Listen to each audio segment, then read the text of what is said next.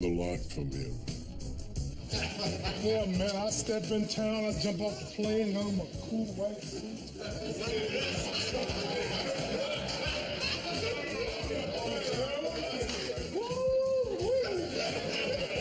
Them the American brothers? Well, it was better than a ringside seat. You know, a ringside seat, you gotta go when the fight's over. To be part of the victory and part of the defeat, you know, that was a special thing. You know, be right there. This is a long-time advisor of the champ, Gene Kilroy. He's going to be our own spokesperson today. Gene? It's nice to be here. Looking back over my life, somebody asked me one time, do you have any fear? I said, the only fear I have is that someday my mother's going to wake me up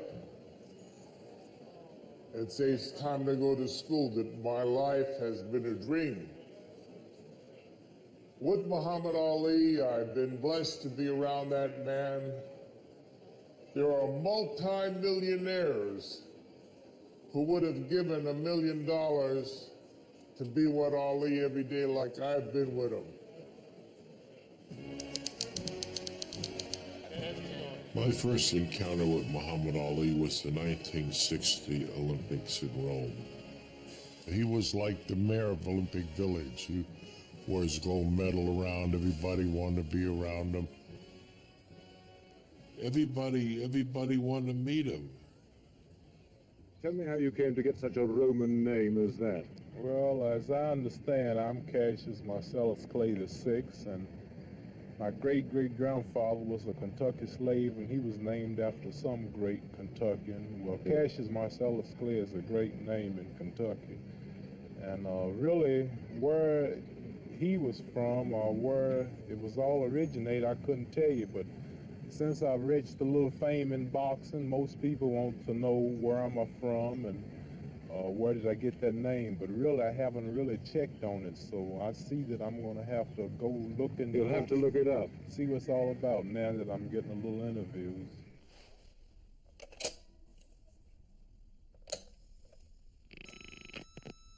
Hey, G.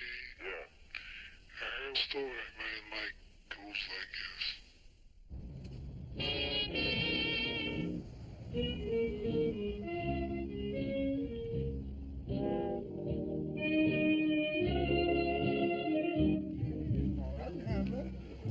Take me back to Louisville. As a boy, I grew up in Louisville, Kentucky. The state of Kentucky that has pretty horses and fast women. I come from a very loving, close family. My dad and mom were Christian people, very hardworking, good, decent people. My dad was a commercial artist. My dad was the best sign painter in Louisville, Kentucky.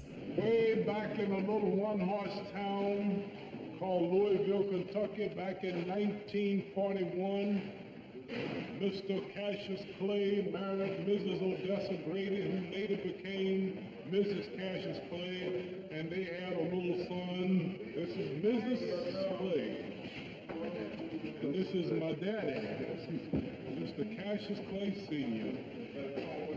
Hello. Hello. They're very proud of him, right? Louisville, KY.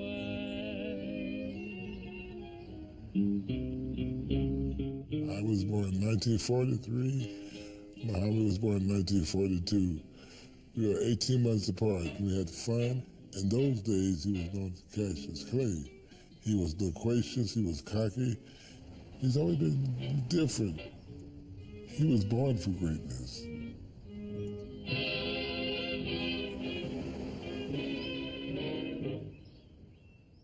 Today we're over to my old home site down at 3302 Grand Avenue here in Louisville, Kentucky. The house where Muhammad Ali and myself was raised. We shared a room. That was one of the most happiest times of my life. He was funny. He was funny. Everything he did, I was there with him. The running, the boxing, everything. I was just his best companion in those days. I was his best friend. We were like close, like salt and pepper. Like salt and pepper.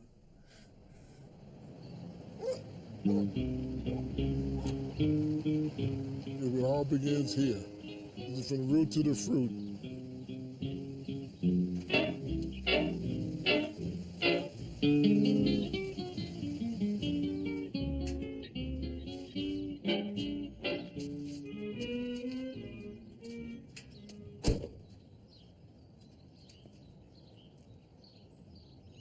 Marion, tell me something. When I started boxing, how old was I? I was 12 years old. You were 12? Yeah, I thought you was younger. 12. I know 'cause somebody stole your fight. Yeah, that's when I was 12.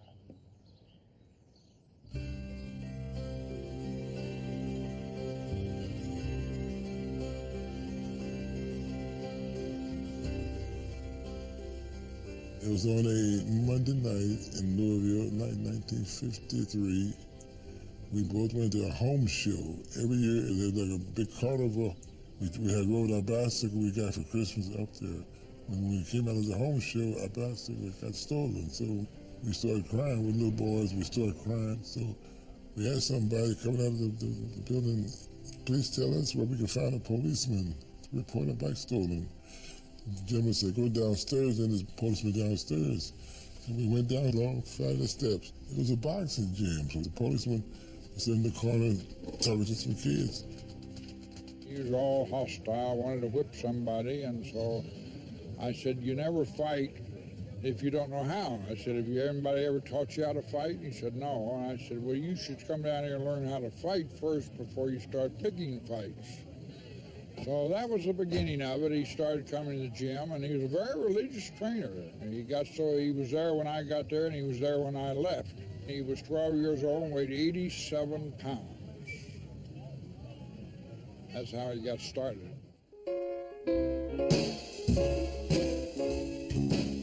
Cassius Clay of Chicago challenges Gary Joyce, Eastern heavyweight champ, and Joyce is in trouble from the first round on.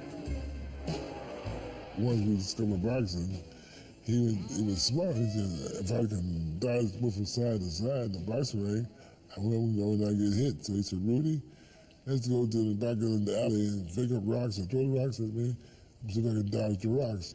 So he would throw the rocks to him. The rocks would not hit him. He would dodge the rocks, improve his reflexes for the boxing. And sure enough, when he got in the boxing ring, he would dodge those punches. He was good. He's a genius.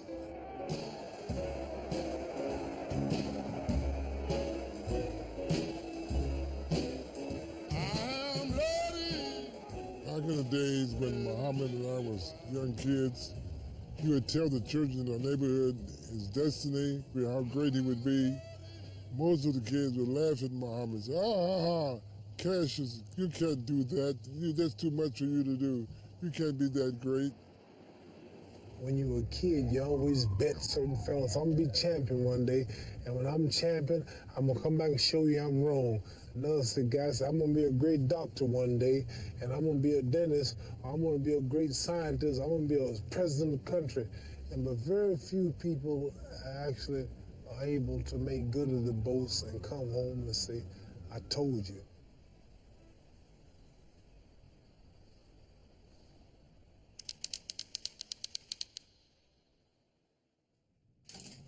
I got a call from the lobby in Cassius Marcellus Clay. I'm the Golden Glove champion of Louisville. I won the Golden Gloves in Seattle.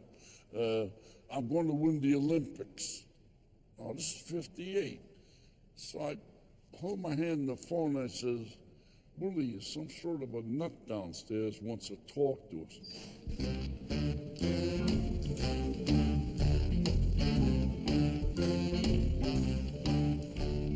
It was a great meeting, very interesting. He was a student, wanted to know how my fighters trained, what they ate, how many miles they ran.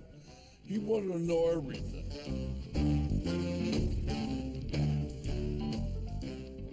When he came back from the Olympics, the Louisville sponsoring group sent him to Archie Moore.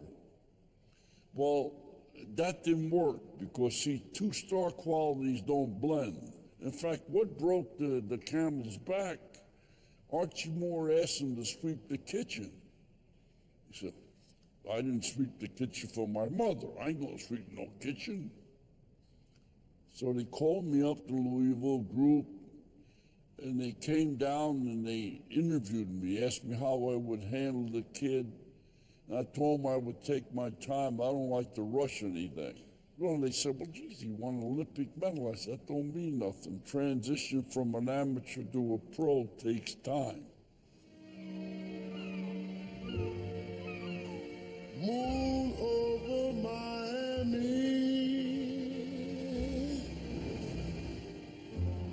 shine on my love and me.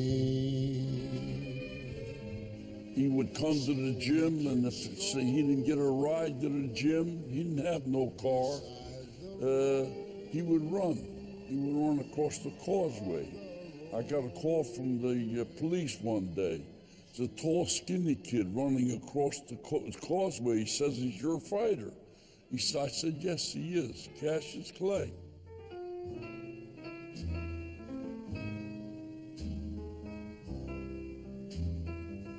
In the past, everybody else talked but the fighter.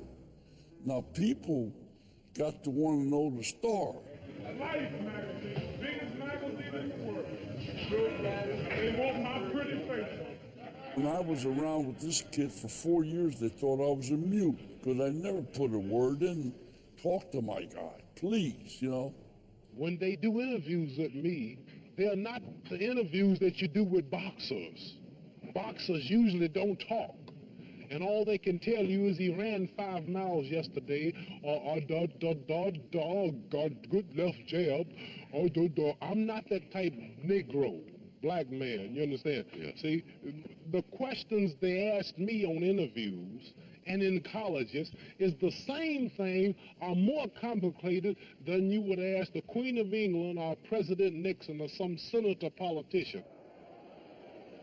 He used to jump and bounce and pull, hands down, you know, so I wasn't making no excuses for it.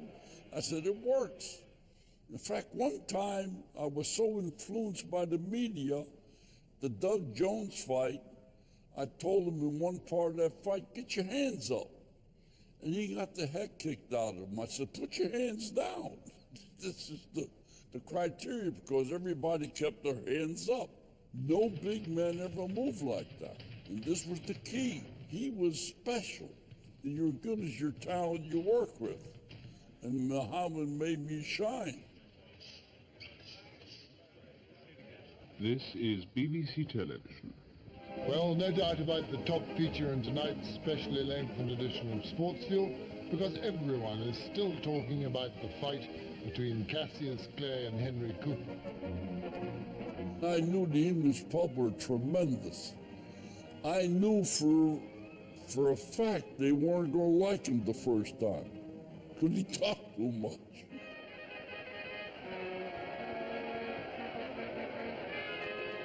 I knew they wouldn't like Muhammad. When we first went there, we didn't see nobody. People didn't like him. And we're fighting the hero, Henry Cooper, and he's going, 5. No, people didn't go for that, you know? But he was just having fun. And Cassius Clay, the gimmick man to the last, comes into the ring with his monster crown on his head and all the way down to the ringside through the rows of people with umbrellas. So people were throwing things and trying to knock the crown off his head. So here we go, the fight of the year, Clay from the right-hand corner against Cooper of Britain. And Clay has said, I'll beat him in 5. We'll see.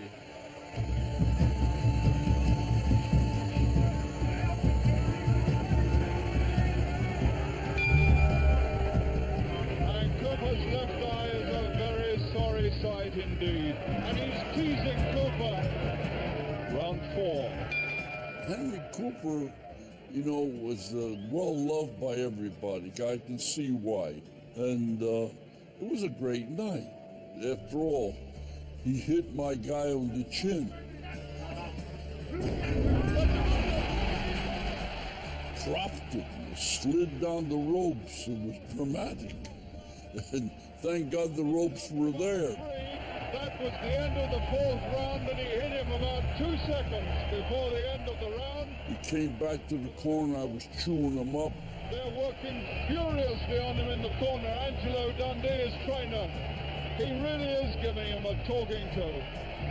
Cooper's left hook finally scores, and Clay was done 2 seconds from the end of the 4th round. And out we come to round 5. And now he's slipping in, and I think this is it. The towel has come in from Cooper's corner.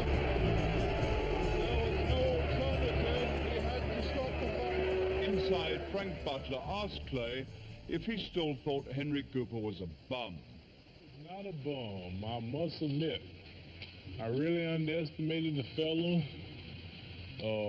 My nose has never bled until I fought him, and his left hook was as good or better than the people had predicted. And I must say, he had me on the floor at the end of the 4th round. I've been on the floor once, but I wasn't really shook like I was. And I have to say, he really should be the number 2 contender next to me. After all, I'm still the greatest. You're still the but greatest. He should have been the number 2 contender. He's the best I've met yet. Well, you're still a wonderful prophet, because you said you'd win in round 5, and you won in round 5. But don't you think you were just a little lucky to win in round 5 in view of the 4th round? Well, I don't know what you mean by luck. I told you it would end in 5, and that's what happened. Yes. And you came in the ring with a crown on your head. Is that because I am the king? I understand you have a queen of England, but you don't have a king.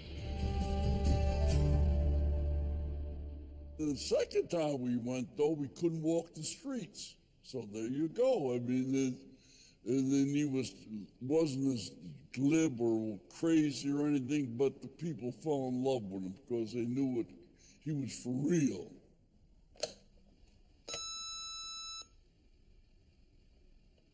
Marion, what do people say? Do they know you my daughter? Yes, everybody. Tell me the truth. Do they ever make any cracks like you think you cute as your daddy? Yeah, like if I do something and say, you think you did this to Muhammad Ali's daughter. They said that to you? Who said, boys or girls? Mostly boys.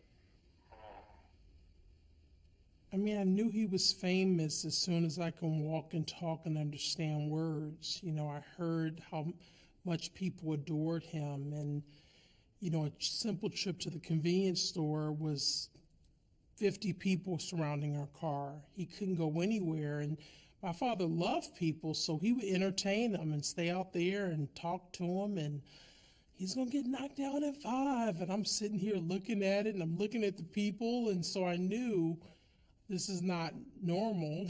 You know what I'm saying? So I knew really, really young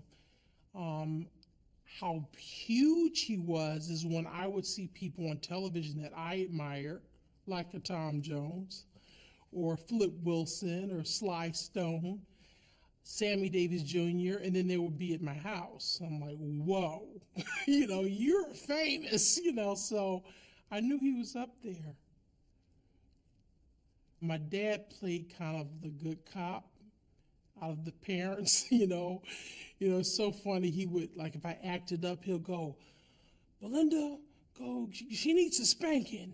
And then, you know, my mother give me a little spanking, and then he'll go in the room, are you okay? You want me to get you some ice cream? You know, he always had to be the nice guy, but he was just a practical joker, loved to joke. He just always played around, very loving, very affectionate, always kissing your cheeks to wake you up in the morning, kissing your cheeks, give me jaws, give me the nose, you know, just very loving. And you would think a boxer wouldn't be a teddy bear like that. But I just had fun with my dad, and I always wanted to be with him. I was like a daddy's girl. Daddy's got to leave you. He's going to training out here. Daddy's going to fight. You want to go with him? You can't. Can you fight? Do you fight? No, you don't fight. You can't go. Yes, I go. No, Daddy going to get in shape. You stay home, yeah? I want to go with you. You want to go fight with me? Okay.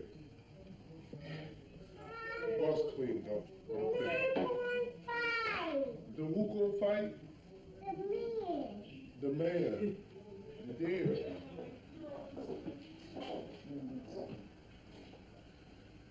Would you please cook me some dinner? I go to work all day. I've been out all day. And when all you have to do is to lay around this big house and live easy, and at least you can have my meal on time.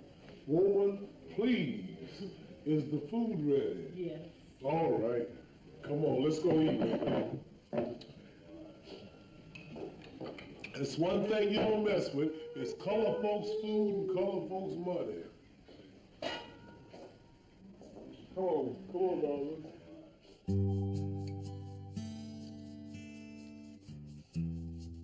He loved his children.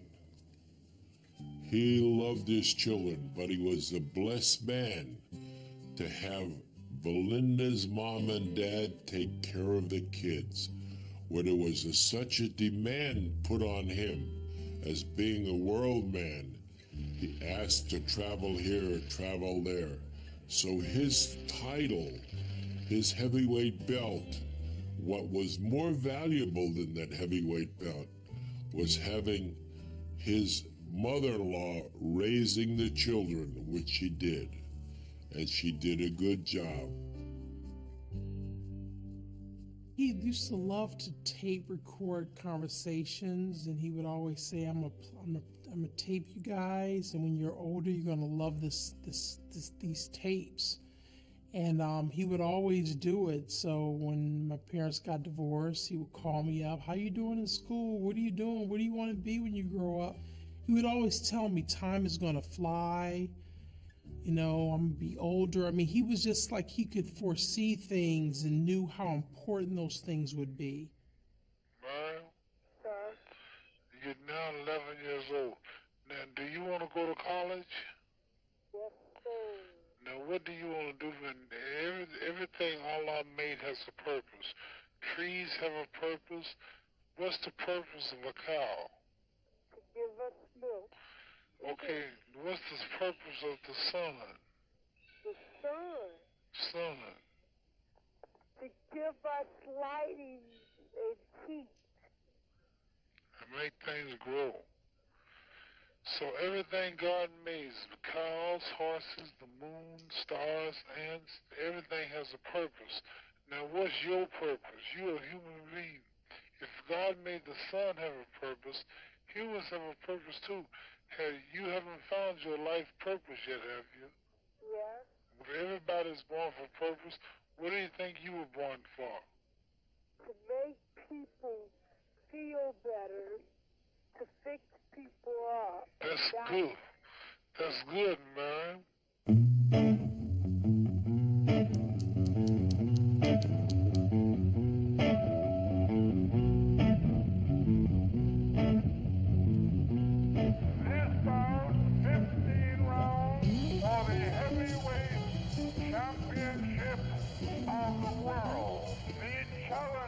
From Louisville, Kentucky, Cassius Clay, and his opponent from Denver, Colorado, the heavyweight champion of the world, Charles Sonny Liston. Ali by then had 19 professional fights. It wasn't as though he'd suddenly come upon the scene. He'd been properly managed in the sense that Dundee was an expert matchmaker. I mean, matchmaking is one of the great skills in boxing, finding the right guy at the right time. Sonny Liston was gangster. I mean, he was a mob guy. He had fast hands and he could punch. You wouldn't take him lightly. Nobody gave Ali, or Clay as he then was, a chance. Liston will kill him. He'll kill him in the first round. Beat Liston in 3 rounds. Liston. 1, Liston. Second round, Liston. Liston in 4. Who did this guy ever fight? Who? Yeah. Clay? Yeah. I mean, what Ali set out to do was to get into his head. And, it occurred to Ali, I think, that Liston saw he was crazy, that Ali was crazy. Let us see this. You ain't got a chance. Let us see. Let us see.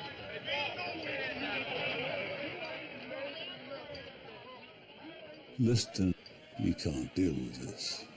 The fella coming at him with a sledgehammer, he could deal with it, but I mean, this fella's crazy. And that's how he went into the ring. Hey, get back!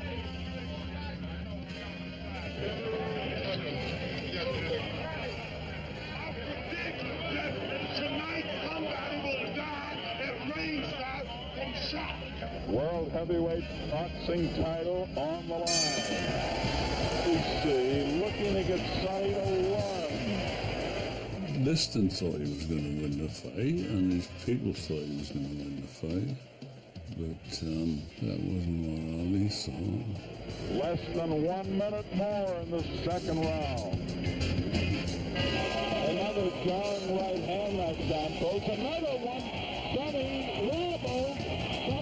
Passes hand in hand.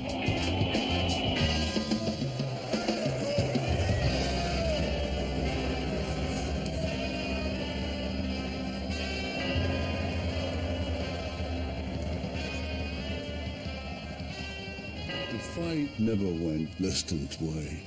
At the end of the 6th round, Liston sat on the stool and said, "That's it, I'm finished." There might be stopping it. That might be all, ladies and gentlemen. Get up there, Joe. Get up there. Get up in the ring.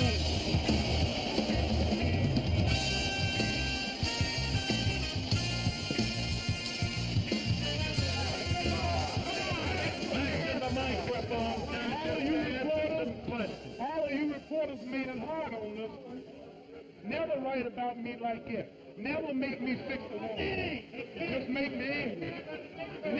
Never make me no underdog. And never talk about who's going to stop me. Well, ain't nobody going to stop me.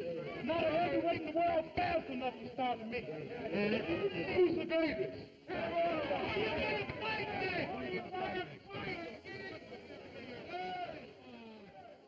Sounds like a butterfly, swing like a bee. Sounds like a butterfly, swing like a bee. Sounds like a butterfly, swing like a bee. Sounds like a butterfly, sting like a bee. Say, float like a butterfly, sting like a bee. Say how you fly like a bee. Float. Say it for that. Float like a bee, sting like a bee. What's your daddy's name? Muhammad Ali.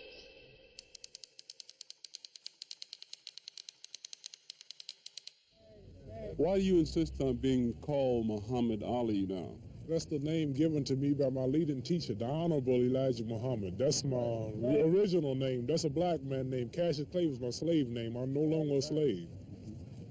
What does it mean? Muhammad means worthy of all praises, and Ali means most high. Do you intend to fight under that name? Yes, sir. I want to be called by that name. I write autographs with that name. I want to be known all over the world as that name.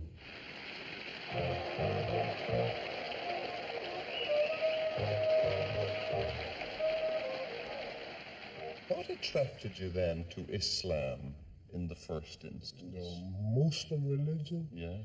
It's the true teachings of Elijah Muhammad right there in America. No power structure, nobody will challenge him.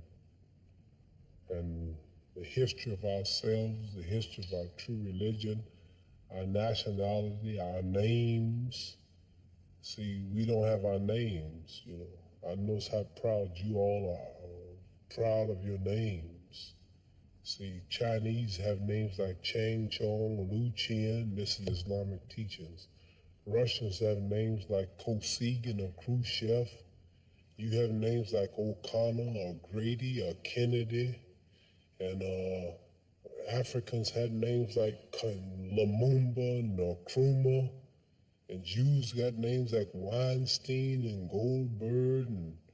And Italians got names like Dundee and Benvenuti and Marciano. But we have names like Grady and Clay and Hawkins and Smith and Jones and Johnson, but we are black. These are the slave names. Yeah, so when I heard this, I knew it was the truth, it's history. So Muhammad Ali is a beautiful black name of our ancestors. So when I heard this, I just had to walk out of the church and Christianity because they never taught us our true knowledge.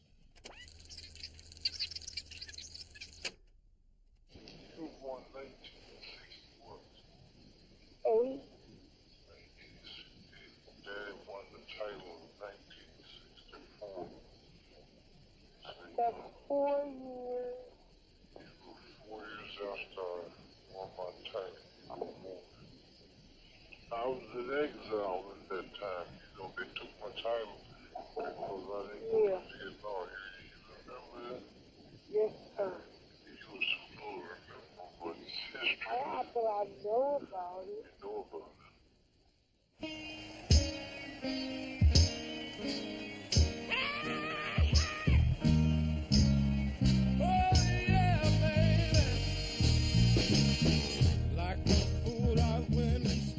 When I was growing up, he was growing up. He was younger than me, but he was a big figure in the Olympics.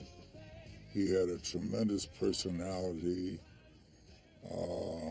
and he had an attitude about being black. And that was my game. That's what I was. The black man has been brainwashed, and it's time for him to learn something about himself. When he look at television, he see White House cigars, White Swan soap, King White soap, White Rain hair rinse, White Tornado floor wax, White Plus toothpaste. They taught him when he was a little boy that Mary had little and his feet as white as snow. Then they taught him about Snow White. Then there's the White House. When you look at television, you see these two cars, one black, one white, and they put a gallon of gas in each one to see which car can go the farthest. And every time the black car stopped first and the white car keeps going. So this brainwashes the Negro, see? I always followed him and got a chance to know him, got a chance to work with him. He was just a part of my life, and he goes back as far as my memory goes. The Eastern world, it is exploding, violence flaring, bullets loading. You're old enough to kill, but not for voting. You don't believe in war. Clay's first taste of military life, and quite possibly his only one, was at the induction or call-out center at the old post office building in Houston. Just before lunch. It's all over, but Clay is not telling what happened in the private ceremony where one pace forward would have meant acceptance of the call-out. We're on the eve of destruction. Why should me and other so-called Negroes go 10,000 miles away from home here in America to drop bombs and bullets on other innocent brown people who's never bothered us? And I will say directly, no, I will not go 10,000 miles to help or kill innocent people.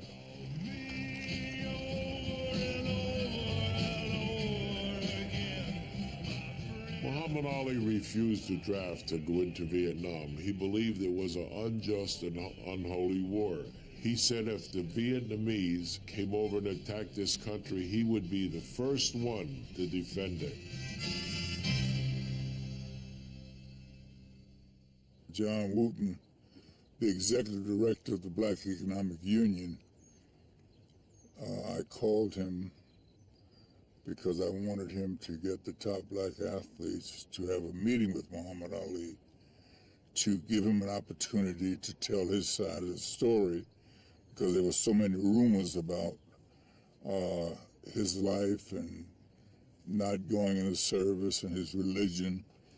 And we felt that if we got the truth from him and we believed him, that we would be a body that would support him. And I felt he needed a lot of support at the time because he was challenging the United States government.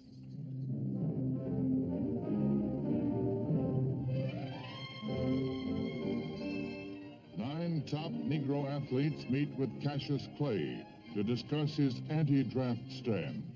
They include Bill Russell, Lou Alcindor, and former pro footballer Jimmy Brown. Everybody had a chance to talk to him, to question him, to give their opinions, to give their thoughts. And it was a fantastic meeting because at no time did Ali indicate that he would go into service under any circumstances. Says Brown after the meeting, the champ is sincere in his religious beliefs. He believes in his religion, and his stand is based wholly on that.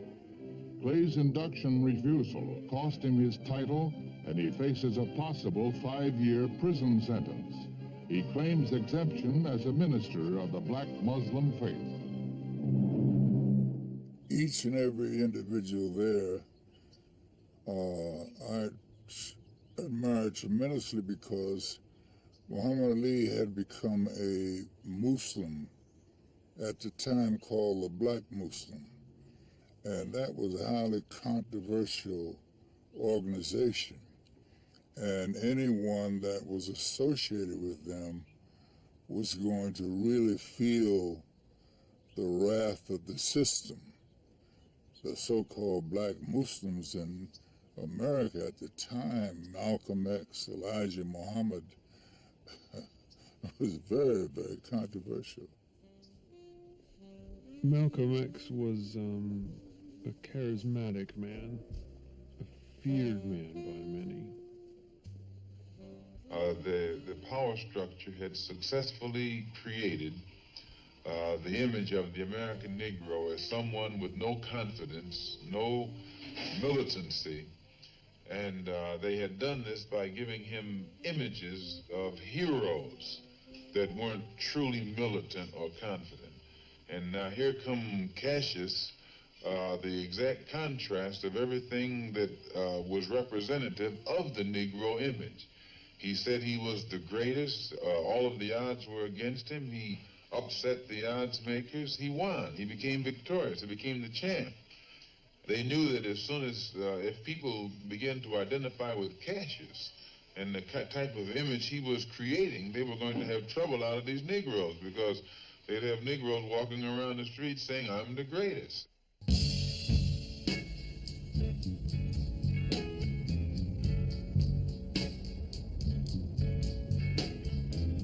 The dark brown shades of my skin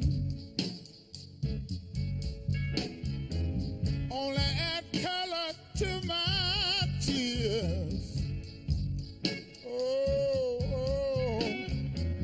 that splash against my hollow bones, that rocks my soul.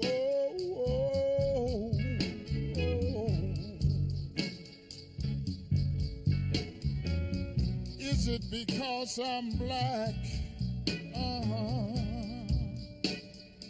Somebody tell me, what can I do? Oh, Lord. Oh, something is holding me back.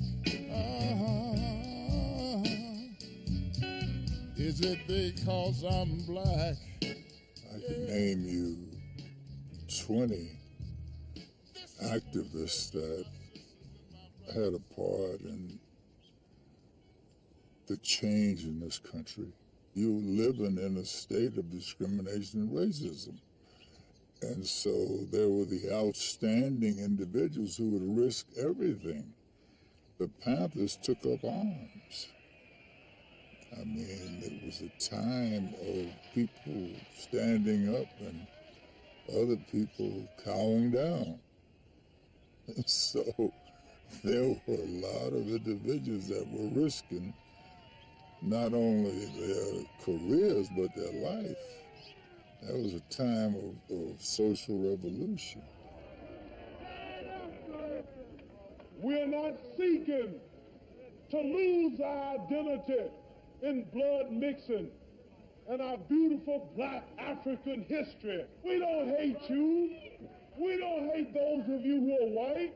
We just want to stay black. We love my color. I just love myself.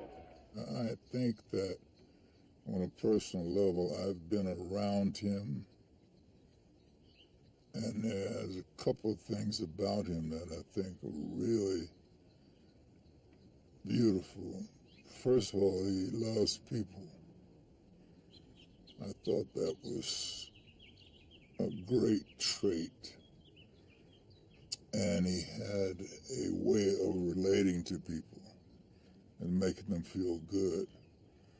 And he used to say to me, come on, Jim, let's walk in the neighborhood and talk to the people. Yeah, let's walk in the neighborhood. All right, I'll go with you. Meet the people, go into the barbershops, go into the hair salons. And he didn't dislike white people. He just didn't like what a lot of white people stood for. But when we went to England, he enjoyed the English. He would even party in my suite with the English people, particularly young ladies. But, so his heart and his compassion for people was bigger than just black people. And I think that's important to know. And then he had a lot of courage. The risk he had to take, and then to be isolated, to have his crown taken away, not be able to make a living, that was difficult. And to keep an attitude about himself, to keep that personality moving, even though inside he had to be suffering a lot. Clay now faces a nomadic existence of uncertain duration, divided between courthouses and meeting houses all over America. His occupation's gone. He seems unlikely to box again for a long time. Patriots deride him. The Peace Party applaud him. His black Muslim friends keep him from faltering. It's doubtful whether he has the intellectual equipment to evaluate these pressures. But under them all, he keeps a dignity and repose which make it difficult to maintain that he's either cowardly or dishonest.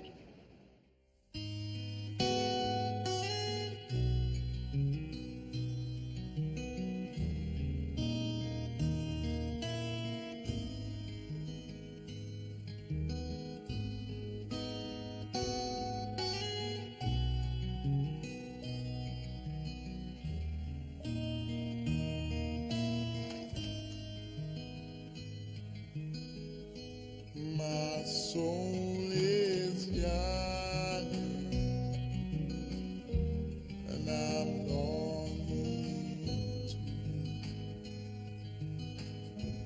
See my daytime, see me breaking. I hooked him up with a fella in New York City, and he had him doing the college lecturing. And he went out on the college campuses and he did the lecturing, and all the colleges loved him. He was accepted Harvard, Yale, Princeton, Columbia, Penn, all of the schools, the bigger schools. And he was like their hero.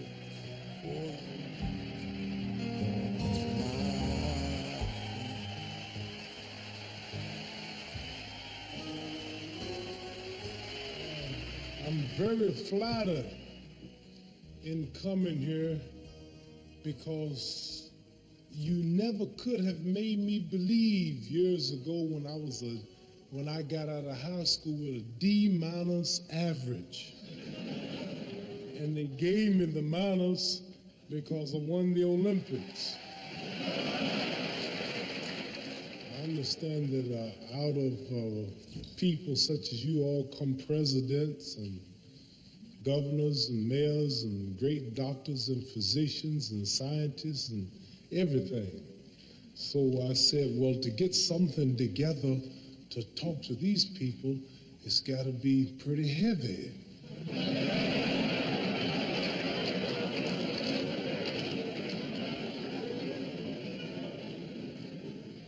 So I didn't bring no notes with me.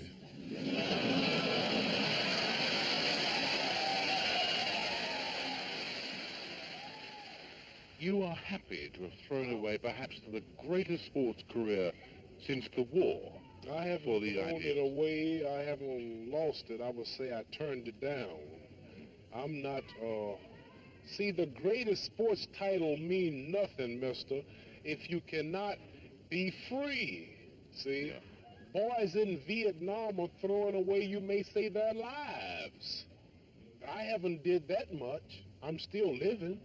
They are dying today to free somebody they don't know. So what in the hell is a heavyweight title and a few stinky dollar bills for my people's freedom?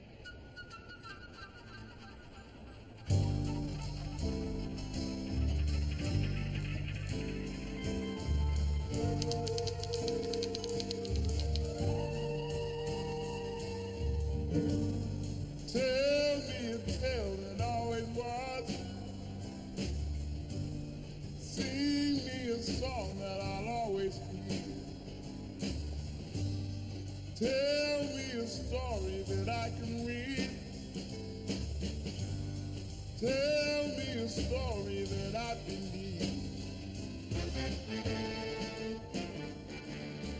I'm an advertising guy. The editor of Esquire, Harold Hayes, came to me and was reading about me being a hotshot art director. Paint me a picture that I can see. I had seen footage of Muhammad fighting. I said, whoa, whoa, whoa, whoa, this kid is something. Yeah! Yes, yeah! I'm the king of the ring! I'm the biggest thing in history. All because... You know, a young black kid with a big mouth, talking sense, was wonderful back then. I mean, they were still hanging guys down in the South. Ali refused to be drafted during the Vietnam War, and because of that, he lost the very best boxing years he had during that time, because boxers don't last forever. And so Lois, who was the cover art director of Esquire magazine at the time, said, why don't we do him as a martyr? I said to Harold Hayes, the editor, I said, I think Muhammad Ali's a great man. How about you? He said, yeah, I think so. So he said, what do you want to do? I'm going to have him posing as St. Sebastian, a martyr to his country, a martyr to his religion, a martyr to what he thinks about life. Wow. I call up Muhammad, and he comes to New York, and I show him a postcard of St. Sebastian painting where the body was in repose, but his head was in torment. And I said, Muhammad, I want you to pose like this. I want you to... And he looks at me, he said, hey, George, this cat's a Christian. I said, holy Moses, you're right, Muhammad. Yeah, he had St. Sebastian. And then I realized very quickly he was saying, Muslim can't pose as a Christian. Whoa, got to do this cover. What I can't do it. What can we do? I don't know. Can we call Elijah Muhammad? Guess so. They have a little bit of a conversation, puts me on the phone, and I had like a 15-minute talk about religion and symbolism and image making, etc., with Elijah Muhammad. It was a funny conversation. I wish I had a tape of it. And finally, Elijah Muhammad said to me, young man, and I was a young man then, I think it would make it's a terrific image.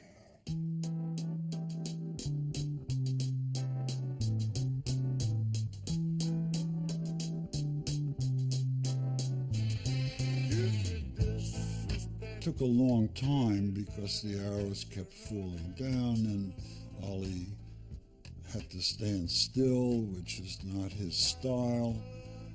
But he was very cooperative, very helpful. He made funny stories and kept him amused. He's posing, hands behind his back, head in pain, head in anguish. Beautiful image. And we're starting to shoot, starting to photograph, and he said, hey, George.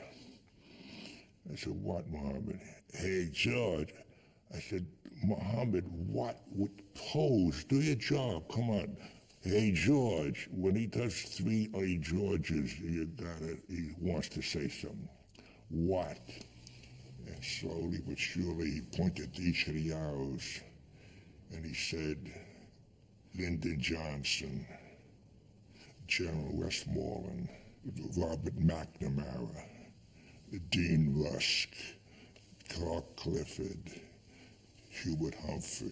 He pointed to 6 tormentors that had fired the arrows that were out to get him. I was stunned how bright it was, how smart, how almost poignant. When the cover came out, it absolutely blew the minds of millions of people. I mean, I've had hundreds of people come up to me and talk to me about what that cover did to them. If you didn't want to fight in the war, you were a coward, or you were a traitor, and you were a nerd, or you were fearful, etc. And along comes the most manly person, forget about fighter, that ever lived. And he became an incredible symbol, specifically to young people, you know. So I'm proud of it for, not only for helping Muhammad, but helping to fight against the war.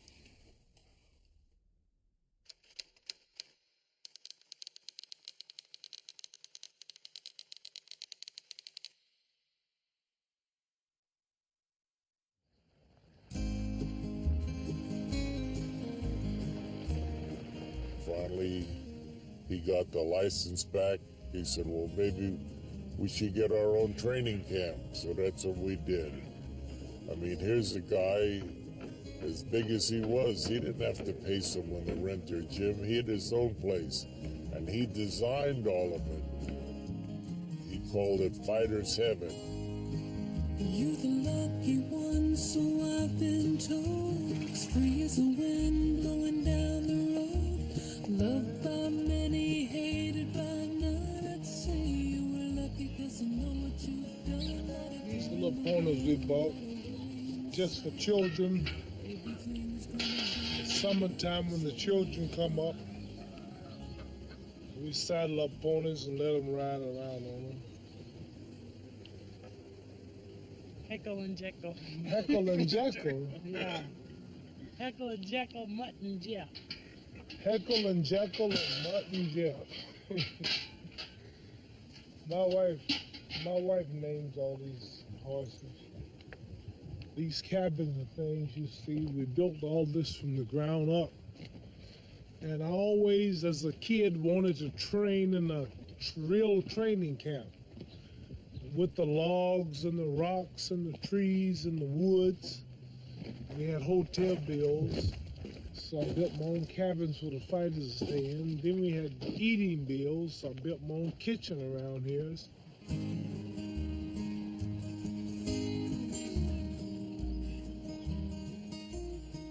His mom and dad would come up and cook, and his Aunt Coretta. That was his domain. He loved it. He loved every part of it. His brother Rockman was there. It was something that he created.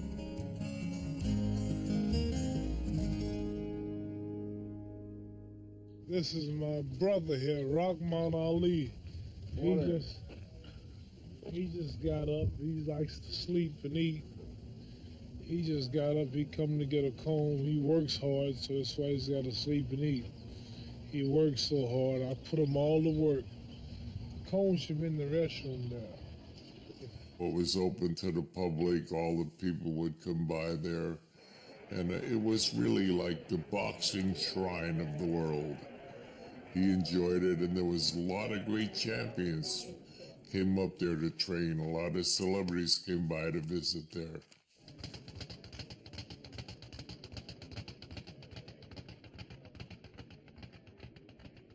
I went up to his training camp, and I got in the ring with him. You know, just for just for fun. So I said, you know, take it easy, you know, because how are we going to get around? You know, how are we going to do this? Don't worry about it. He said, just don't worry about it. Just get in.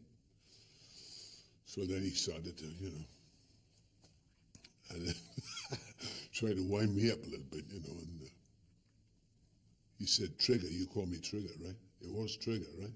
I said, I didn't call you anything. You know? Yes, you did. You know. So then we start. So he said, throw something at me. So I threw a left jab and a right cross. You know, not hard because I didn't want him to hit me. So it was like, you know, bang, bang, and they both connected. And he threw out a left, you know, just automatically. That, you know, just caught me. The end of it just caught me. And I thought, oh, you know, the teeth. Because I wasn't wearing any mouthpieces, you know, it was just a friendly little thing there.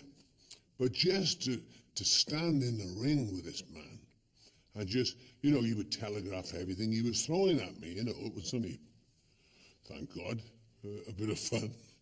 And just to block his arms coming at you, you know, even though you knew each one, he was just, you know, doing that.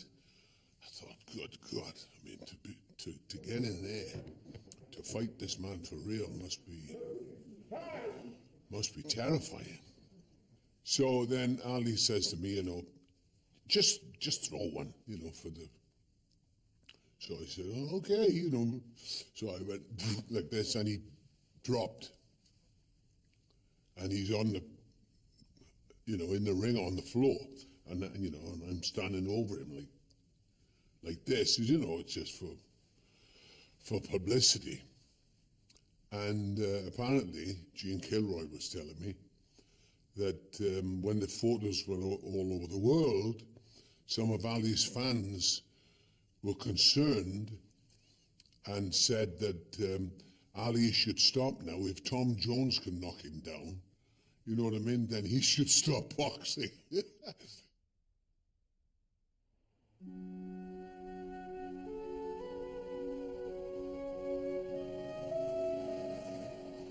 We were in Deer Lake, Pennsylvania one time.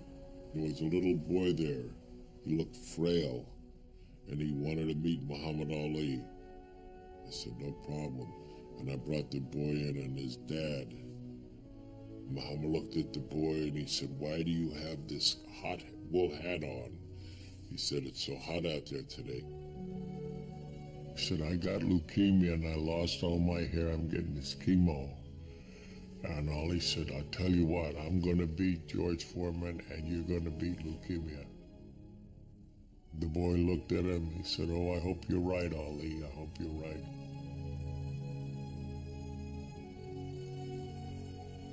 I went and I got my camera and I took a picture of the little boy and Ali. And I got the father's address. I had Ali write on the picture, "I'm going to beat George Foreman and you're going to beat cancer. God bless you, Muhammad Ali." So about 2 weeks later, I get a call. It said, the boy's father, he said, "Jimmy's very sick. He's in the University of Pennsylvania hospital. He's not going to make it. But the thrill of his life was meeting Muhammad Ali." I said, "Geez, I'm sorry to hear it. Is there anything we can do?" "No." So that next morning, we're doing road work. 4:30 in the morning, before the sun is up when he can run. And I tell him about the boy. He said, "Okay, here's what we're going to do. When I get done my exercise and all, we take a shower, we head down to the hospital." So we go down to the University of Pennsylvania Hospital, 2-hour ride. We went in. Here's a little boy with a white sheet, a white kid, no hair, big blue eyes. And he said, "Muhammad, I knew you would come." And Muhammad reached and he held the little boy. He said, "Remember, I told you that you are going to beat cancer and I'm going to beat George Foreman, and that's the way it's going to be." And the little boy said, "No, Muhammad, I'm going to meet God and I'm going to tell him that I know you." There wasn't a word said in the 2-hour ride going back.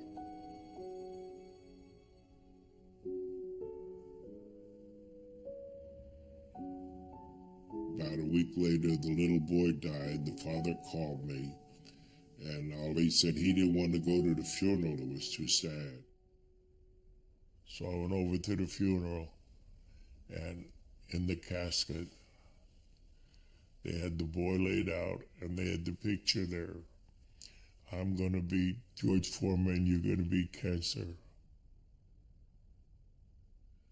The boy was going to go to heaven and say he was a friend of Muhammad Ali's to get a better seat or better place. That's a great compliment, isn't it?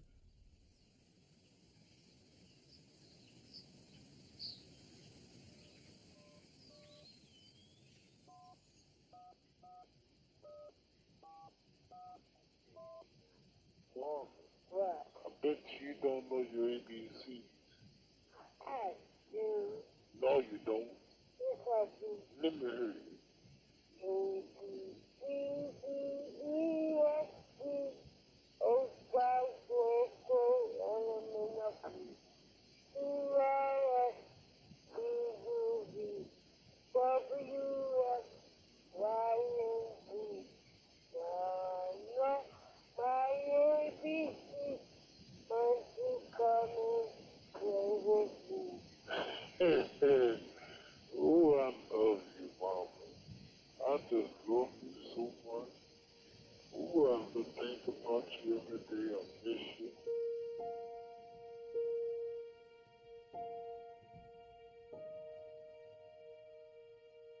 It doesn't come to me as him being famous as being dead. It really didn't faze me any because I feel like everybody else, like, dad is dead. I grew up with Rashida, Jamila, and Miriam. We was a close-knit family, and we knew about our other siblings. We would go, like, say we had summer or winter break out of school, we would go to California where he stayed at Fremont Place, and we would meet up with all of our other siblings. And we had fun. We swim in the pool, bike ride, He used to always do magic tricks and stuff.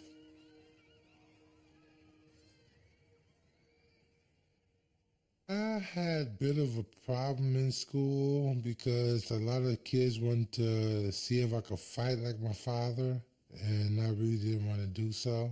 So they were picking me a lot. I never really wanted to be in limelight. It's really no life for me. I just wanted to be a normal child. He actually said to me, I don't want you to be like me, I want you to be better than me. So, how can you be better than the greatest, huh?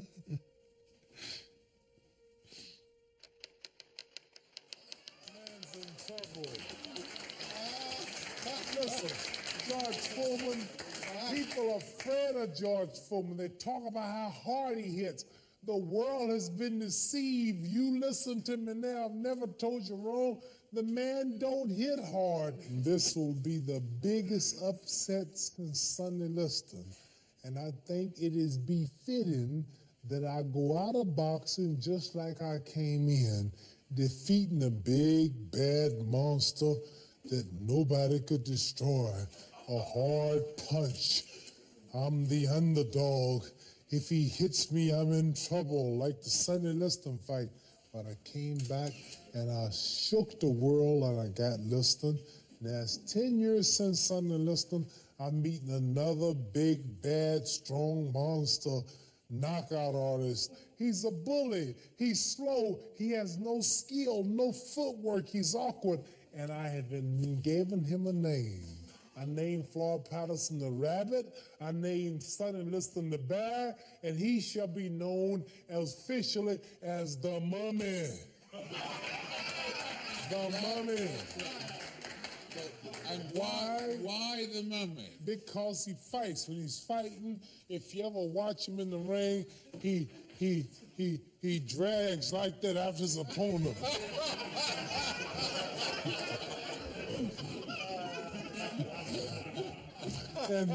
And how's a mummy gonna catch me? When you're fighting a mummy, you just keep a step ahead of the mummy. See? Yeah, just move on the mummy. No, mummy, I'm over here.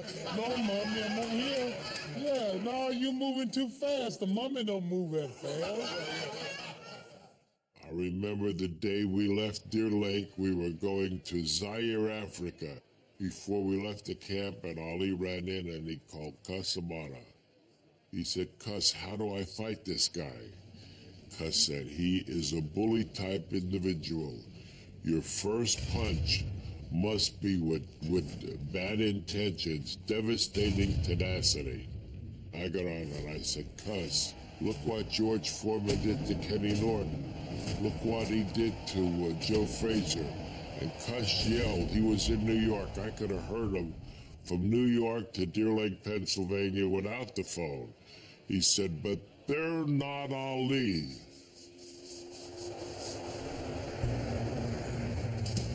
We flew Air Zaire, all black people, all black pilots. And on the way over, Ali was saying to them, he wanted to meet the pilots. How old are you? 23, 27? Ali said, see, if black people get the chance to do it, they could do something in life. We believed it. And all of a sudden, we hit some turbulence. And Ali got a little scared. He said, I hope those young pilots are as smart as the old pilots. Then he talked about fighting George Foreman. Cus is right. He's a bully. I know just what to do. I know how to fight him.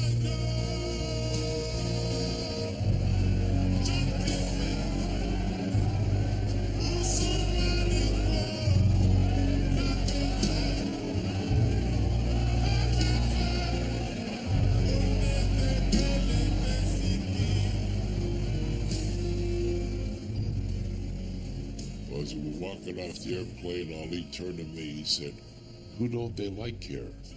I said, I guess they don't like the white people. No, I can't say George Foreman's white. Who else? I say the Belgians. And Ali yelled, George Foreman's a Belgian. and everybody start yelling, Ali Boumaier, Ali Boumaier. And I turned to our interpreter, I said, what did they say? He said, they said, kill him, kill him.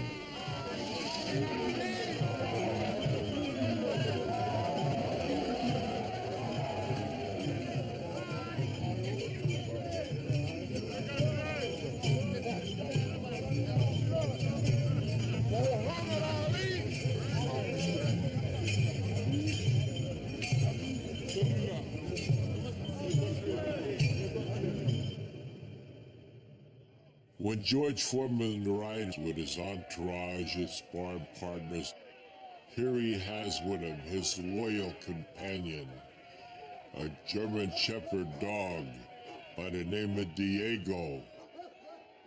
Belgium used to put the German Shepherds on the black people. I knew we were home free.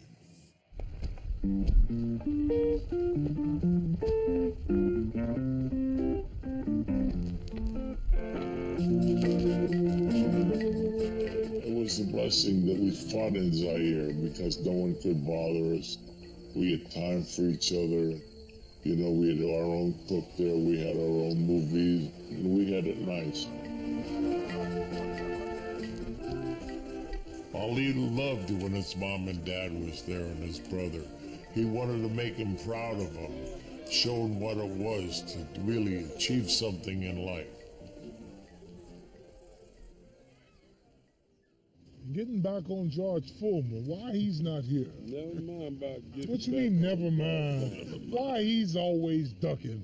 That makes me mad. Sonny Liston killed the game, and Floyd Patterson fighting once a year, and now this man was at a press conference the other day, wouldn't talk. He sends this bald-headed man over at Dick Saddle to talk for him, and then he didn't show up here today.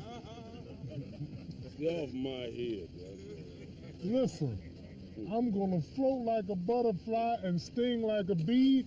George can't hit what his eyes can't see. Now you see me, now you don't. You think you will, but I know you won't. Thank you, Ali. Thank you, Angelo Dundee. Is that all the time I get? Okay. Thank you, Banduga Bula and Big. Don't do that, Babuta's right-hand man came in, said George Foreman cut his eye, the fight may be called off. I say, Ali, if he leaves this country, he will never fight you because you're not showing any fear, you're not showing any respect. So I told them, take the passport so they can't leave. If he would have left, there would have never been an Ali Foreman fight. The other day, he messed around the gymnasium and got cut. He's doing everything to get out of this fight. Then he almost had a car accident. I don't know what's going to happen. I just want to see him that day in the arena because that's one place he won't be able to duck. The vibrations are against him, the planets are against him, and already he lost the first 5 rounds. I don't prove to the world that I'm still the fastest, the prettiest, the most classist, the most scientific, the greatest fighter of all time.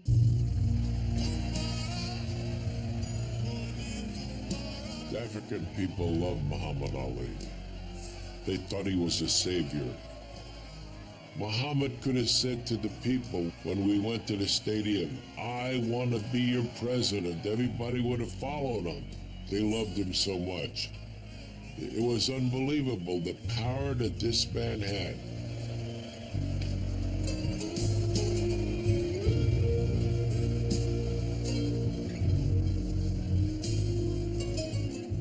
There's a theory in life.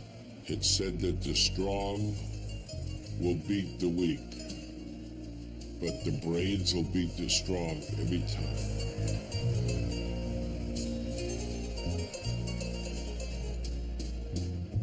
He said he's strong, but he has no stamina. He doesn't know what it's like. Round 5, round 6, round 7, round 8, I got him.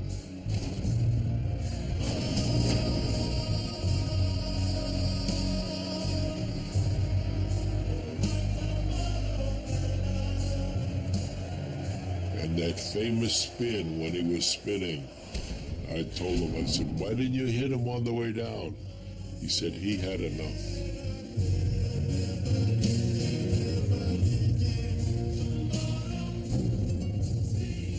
If he would have spent as much time in the art, painting, you know, an artist, taking after his dad, was in his genes, he might have been a great artist. If he spent as much time on the books, he might have been a great lawyer because he relates to people. Could you imagine him with a Harvard degree out of law school, going before a jury? Wow. Case dismissed.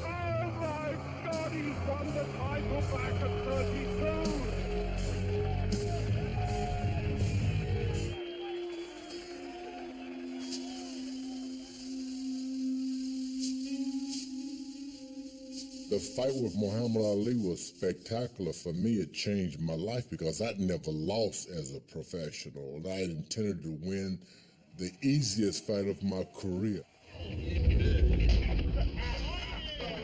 I get into the ring with the guy. I bluffed him. I done everything. Beat him up basically for about 5 or 6 rounds. I thought it was easy. Then about the 6th round, he whispered in my ear after I'd hit him in the side, "That all you got, George?" And that was about all I had.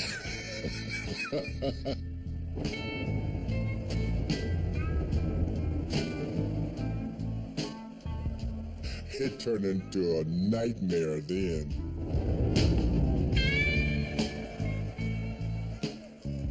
Everybody expected me to win that boxing match. All the odds makers had me ahead to win by knockout, as a matter of fact. And once I lost that fight, I was devastated. Look at that face. Look at that face. The man who can scarcely believe what has happened to him. The thrill is gone away. I didn't understand losing. He knew something about that, so he prepared himself.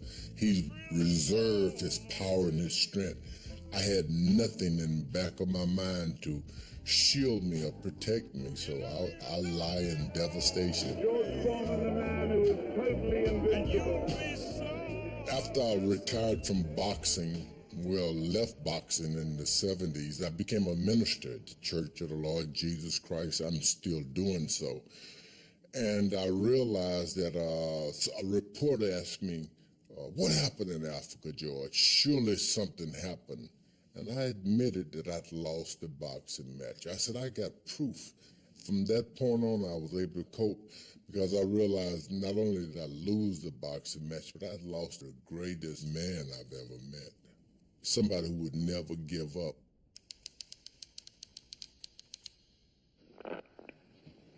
George Foreman, how you doing? Your name, as young as you are, in my training camp, me working with you, get your weight down, and you're not fighting for money.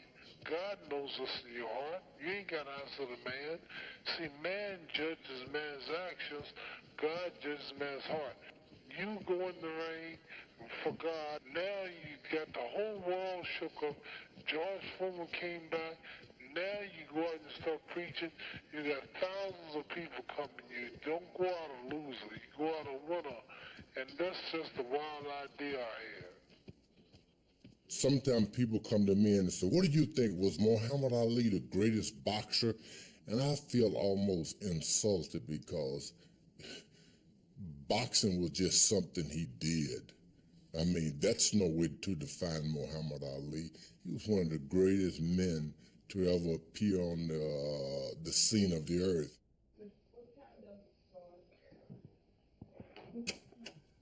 Let me explain something. Wait, y'all be quiet.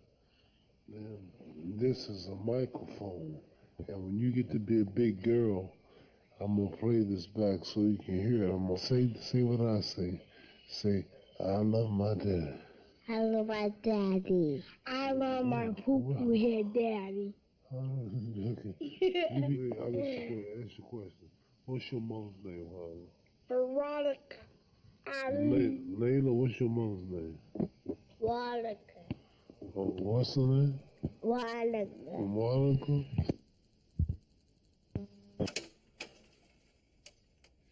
I first met Muhammad when I was 18 years old and I was off from college for the summer. I didn't like him. The only thing I really knew about him was that he was a big mouth. The boys in high school in chemistry class were talking about the Frazier fight, and I heard them talking about the personality, so I made up my mind, I don't like this Muhammad Ali. He's like a braggart, a big mouth. Then we met again in Africa, in Zaire. I was helping promote the George Foreman Muhammad Ali fight at the time. One of his entourage asked if we wanted to go and meet him and visit his training camp. So I went with a few other people, and he didn't really pay any attention to me.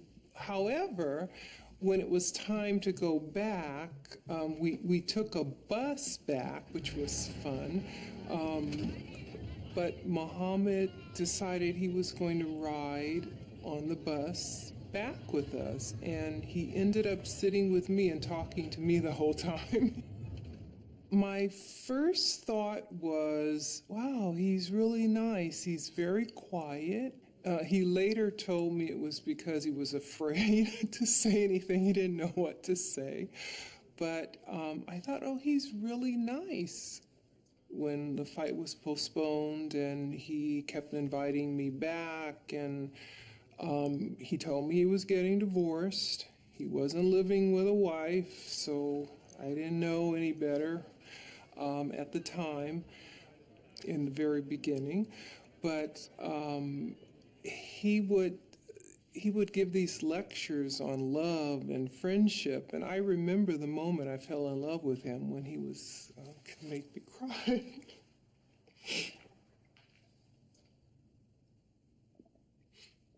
It was just very touching. We actually got married when I was 21.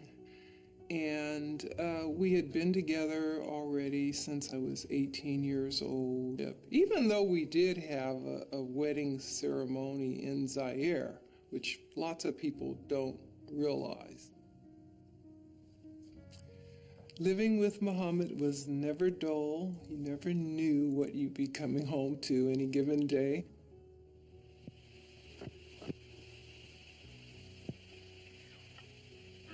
I heard you breathing and started to talk. I can hear your big breath breathing, and so could that lady. Don't you be playing that in front of everybody. I don't want everyone listening to me talking on the phone. No. I'd rather have something else. He took control of his destiny by making himself accountable with things like his predictions, where he would, say what round, and then he'd sort of pretty much live into his future and be more pressured, actually, or accountable to do what he had said he would do. And so he pretty much, I think, mastered life in that way. But now Hannah's a little girl. Now, but Hannah's a little girl. She's 3 years old. She's 3 years old. And one day she'll be a big lady. And one day she'll be a big lady. And never a pretty lady, and she never be a little lady no more. And be a pretty lady like Mama. And and be a pretty lady like Veronica. Come here, Olive. Come here. Come here. Each night before you go to bed, my baby. Each night, go to bed, my baby. While I'm far away from you, my baby. Those were like the idyllic fairy tale days, I think. We were always there, whereas the other kids were in school and that type of thing, and he spent the most time with both my daughters from the moment they were born on. We were always there. We went everywhere with him. Each night before you go to bed, my baby, whisper a little prayer for me, my baby, and tell all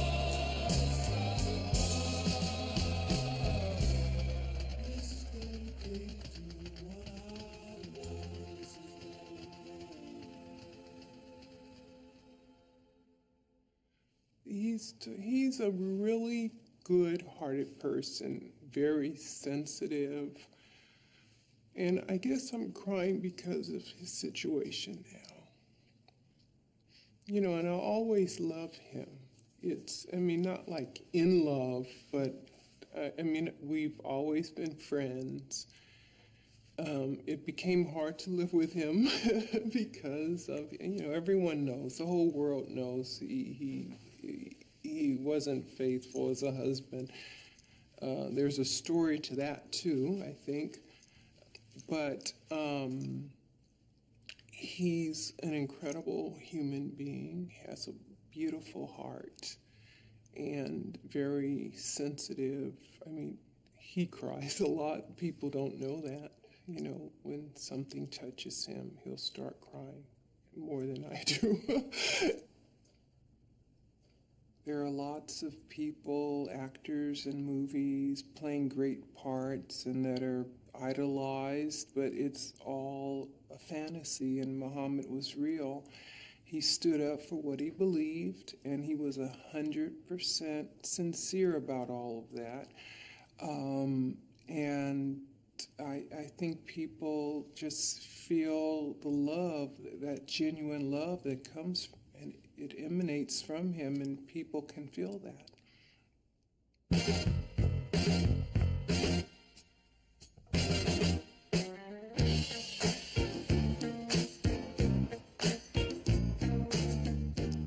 In that time in the 70s, you very rarely seen the big stars come to Newcastle.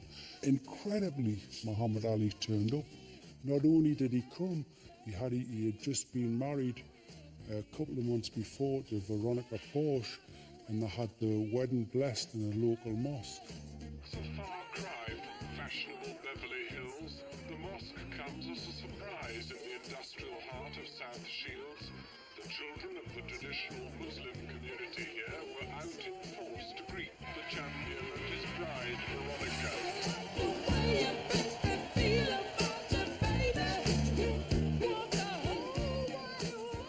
There were so many things I wanted to say to Muhammad. I want to tell him I was his greatest fan of all times. I wanted to do so many things in my heart and in my head. I wanted to tell him. He's my hero, and I've got a poem for him. My poem goes, Muhammad, I welcome you here to my town. You come here with no feudist frown, plus your heavyweight boxing crown. Oh, great one, enjoy your stay. So afterwards, I used to write to him in America, or writing to his training camp, and saying the things that I wanted to say to him when he was in Newcastle. And this went on for years.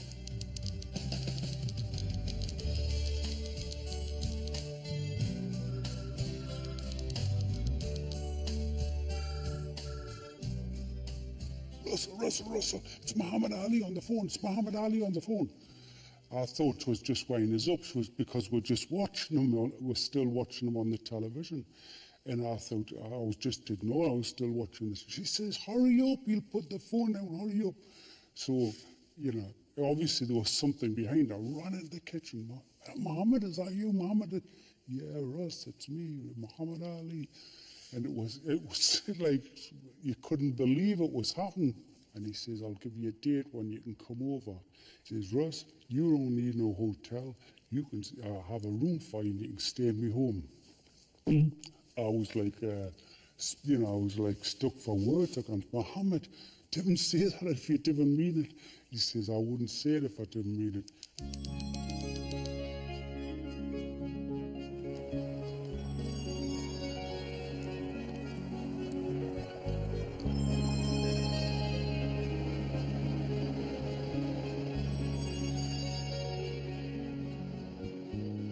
It was fabulous. It was surreal, really. I mean, the house itself, if you ever watch the Rocky films, in the Rocky 3, you see Rocky living in a big white mansion. That was Muhammad Ali's house in 1984. That was the house that he gave me a room to stay and take us out through the days and going out and meeting the people and meeting the fans. And to be there with them and see it and be on the inside, it was so special for me, like a very special, special time. Muhammad Ali, tell me something. Assalamu alaikum, Akim. Alhamdulillah. All praise.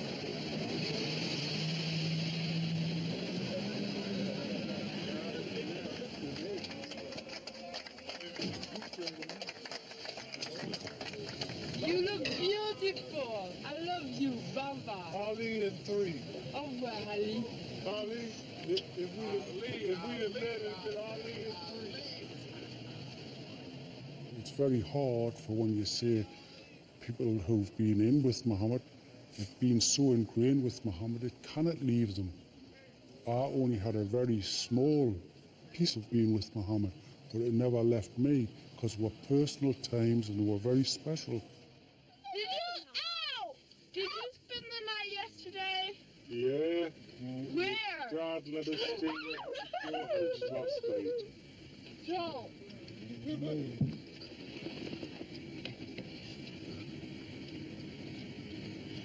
My daddy, he slept in your bed. Yeah, your daddy let me stay last night.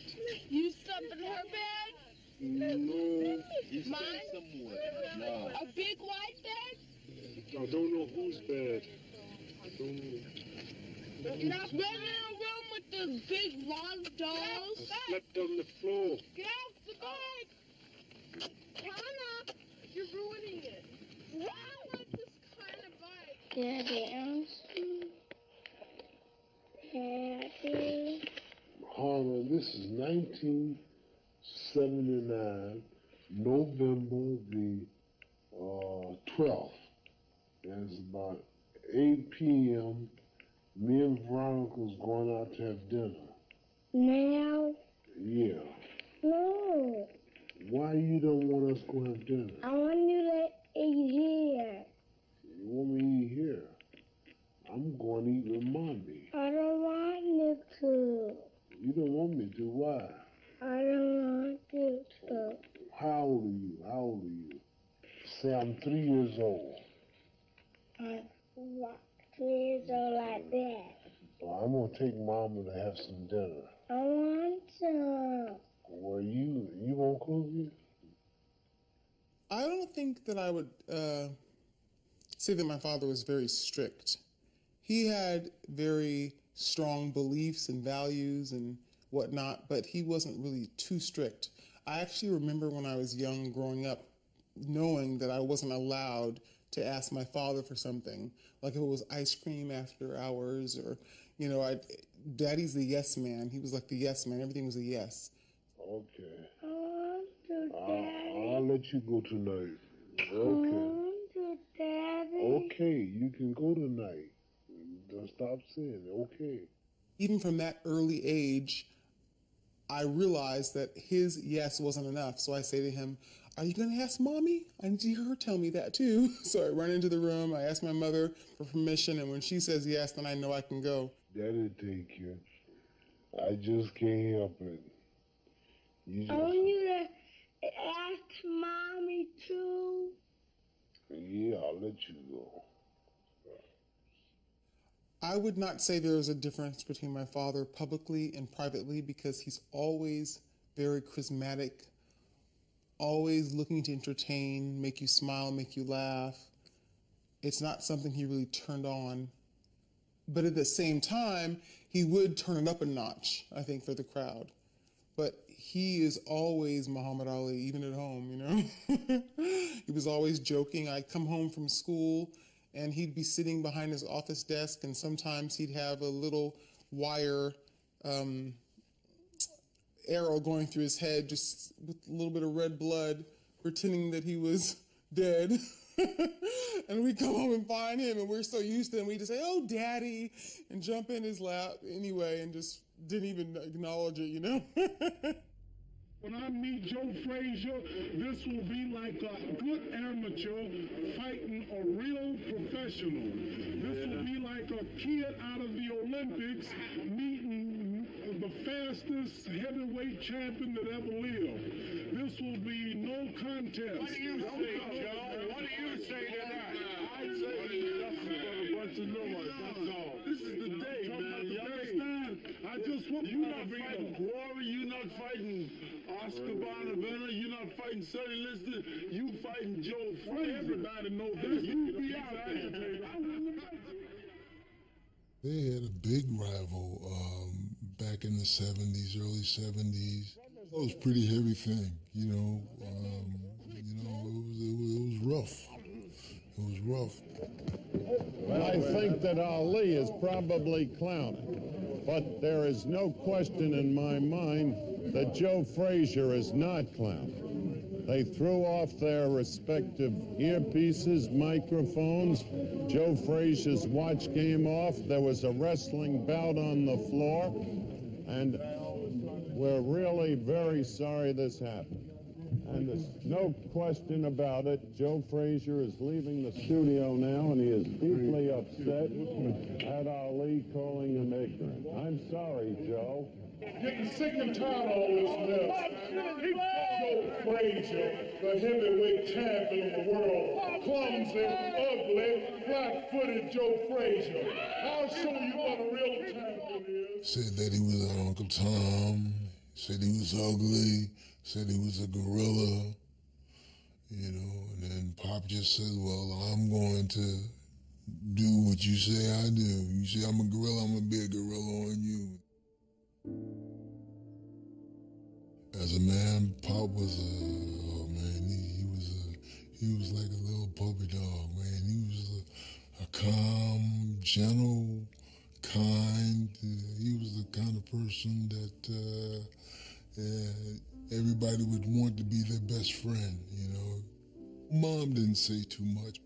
She was always calm, she was always collective, and she like, oh, don't worry about it, son, it'll be all right. Oh, it's not right, Mom, what they saying about Daddy, you know. It's not right what they're saying. They call him this, they call him that. Don't worry about it, honey. The good Lord will work it out. I met Mr. Ali in New York, and he was like, oh, you Joel's son. How you doing, son? How you doing? Looking all right, yeah.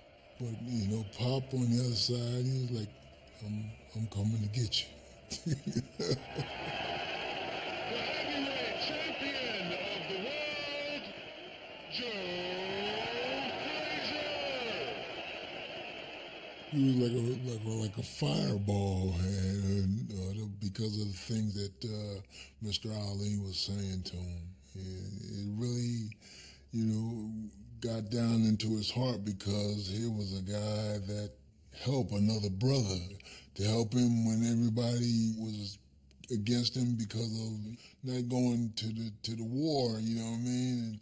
And then he was the one to help him get his license back, and then for him to say the things that he said to him was kind of hard for my dad. He couldn't understand it.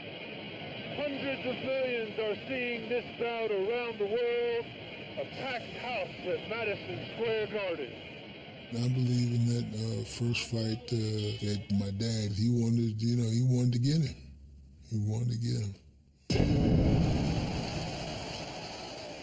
Why didn't he beat you, Muhammad?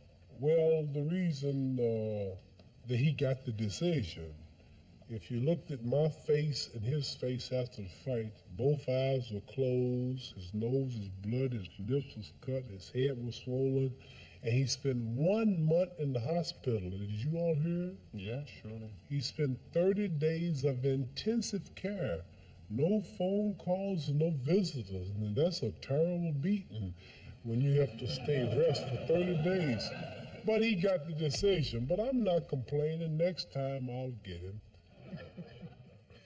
I remember being in an autograph signing, and a lot of the different sports figures would be there signing autographs, and Joe Frazier was there at one, and my father and him were passing each other in the hallway, and I remember my father was so excited to just see Joe Frazier. He started jumping up and down and say, "Come on, Joe, let's play let's show off with the cameras," and Joe Frazier just sort of put his hand up, looked at him, and kept on walking, and I remember thinking, why did he just do that to Daddy? So that's when I learned, of the pain or the hostility or the anger that he still felt, that he had not let go of or forgiven my father for yet.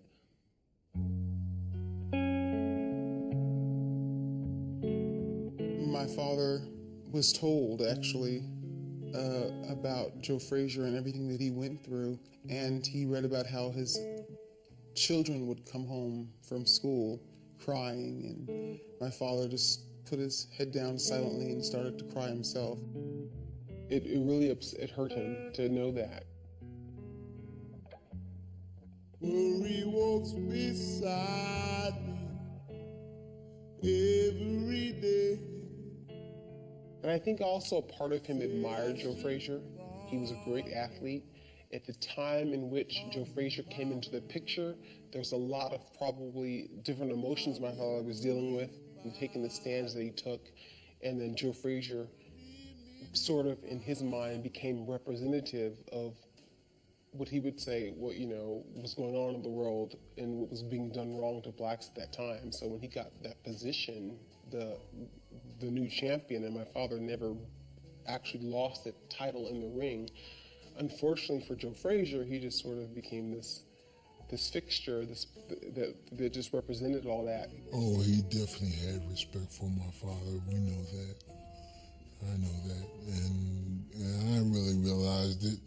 Because after the fight in Manila, he came to me and he said, hey, all the things I said about the family and your dad, please, tell your father, I apologize about that, but Pop wanted to hear it from him for himself, that's all.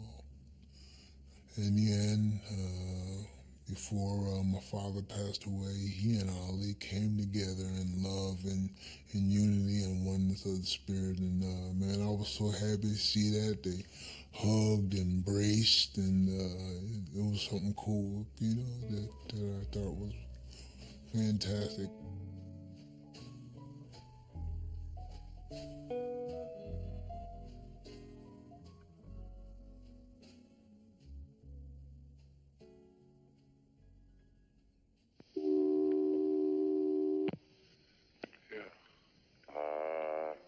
There's a story in today's Post that you're going to go up to Deer Lake and start training again. Deer? Yeah. So what they're saying is you're going to come back. That'll shock them, won't it? Yeah. I'll shock them. Listen, I'll come back for the 4th time. I'll take my crown for the 4th time. I hope it's not true between you and me. Because you've conquered all the worlds you could conquer. Who the hell else? Can you imagine 4-time champion? But what do you need with it, Muhammad? Don't need it. What do you need with it? Just talk. I'm just talking. Nobody is ever going to be a 3-time champion again. No. Nobody. Not in our lifetime. I'm just talking. Yeah. Yeah.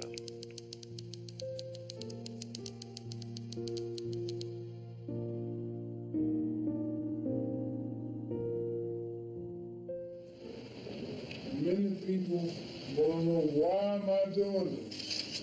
Champion, why? I said, why? Because it is there. Why did we go to the moon? Because it's there. We're not satisfied. Now we're mapping out a plan to Mars. Why? Why Mars? Ain't the moon far enough? Mars, because it's there, and there's a possibility and a chance of us reaching it. Why am I coming back? Because it's there. All right, here it is. The comeback by Muhammad Ali. Drama of the Bahamas. Now, Bahama and the Bahamas. They say, no, we close the doors, you're finished. But they forgot, they said no to Muhammad Ali. They said no to the greatest of all time. I can remember my father's last fight with Trevor Berbick. We were at Deer Lake, his training camp. He called it Fighter's Heaven. And Daddy would run up the hill, he called it Agony Hill. And I would follow behind him, and behind that would be a car that would be there for when he got tired. And just riding alongside with him, jogging up the hill. I was probably 5, I would think, 4 or 5. They say I'm old. Do I look old to you?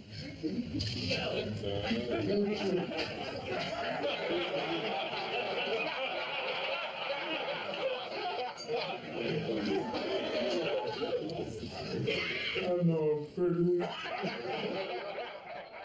He did used to say that it was hard to get up and have to train and do those things, you know, put your body through that when you're already comfortable in life. You have the big house, you have the money you need.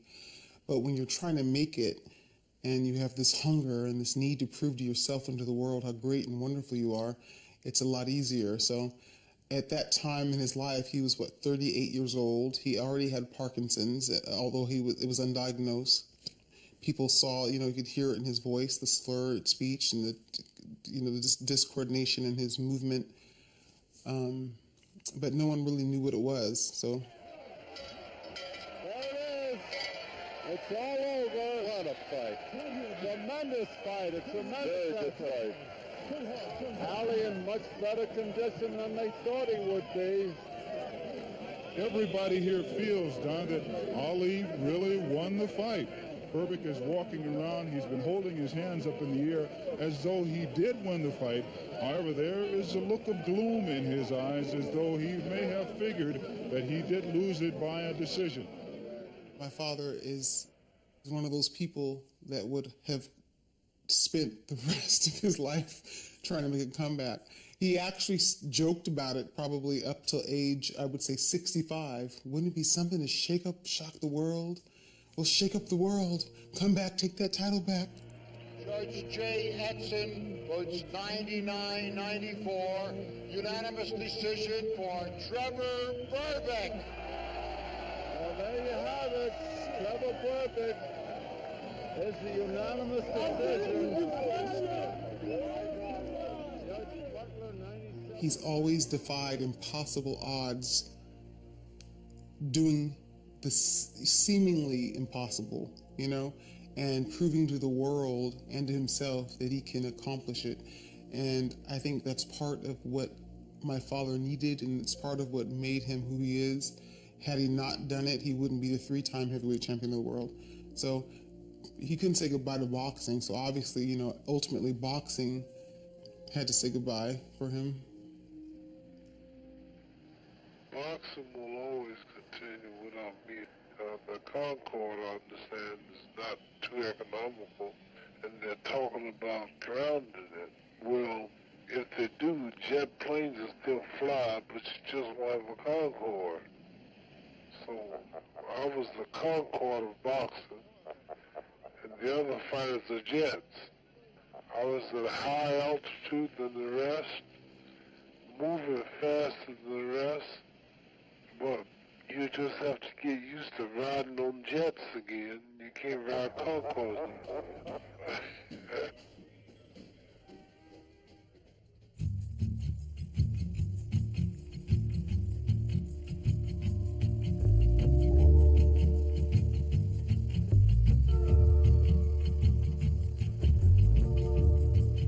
Stop shunning the mind.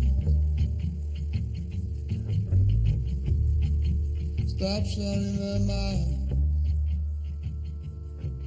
We're on our way to meet Mike Tyson, one of the most unique people on planet Earth.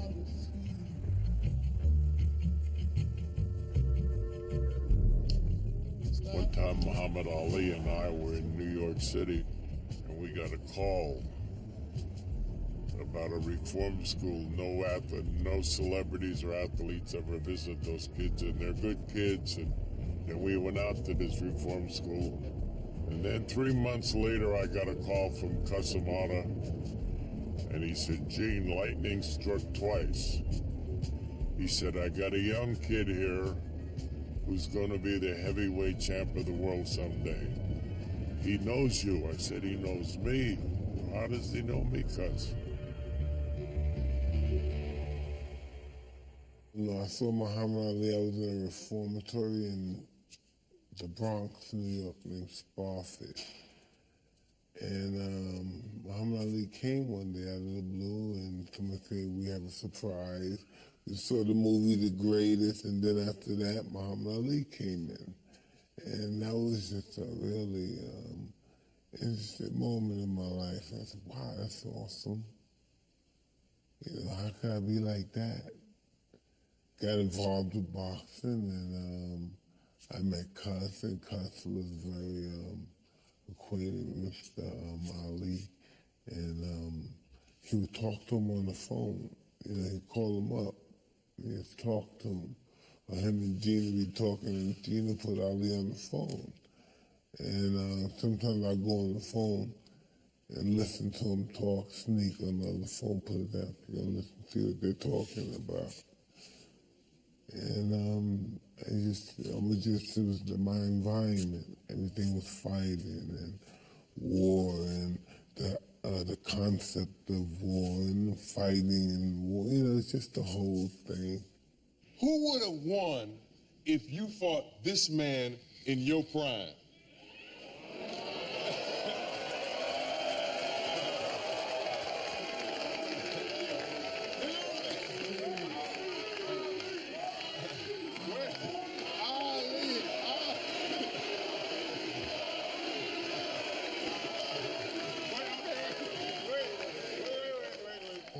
I was so fast. If he hit me,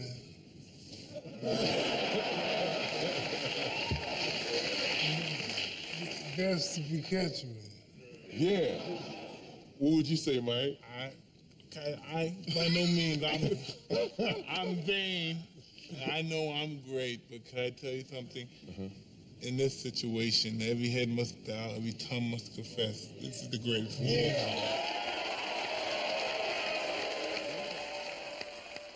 You can't even explain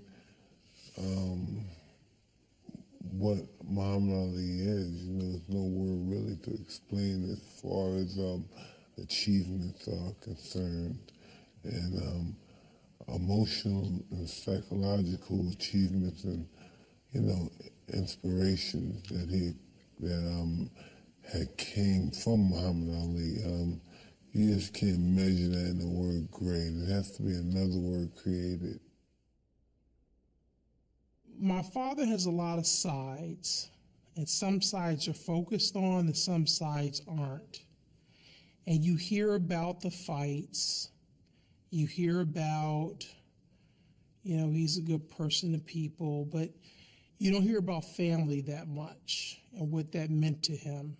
He's always say, when you guys grow up, I want us all to live on the hill and everyone has a house on the same street.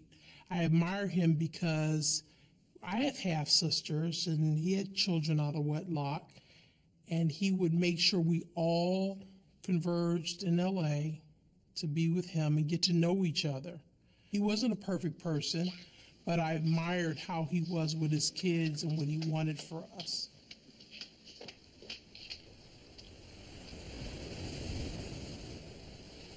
You all get to be grown ladies and get married, and we look back when you were coming up, you can say, I didn't live with all my sisters and brothers, but Daddy let me see them, and we knew them.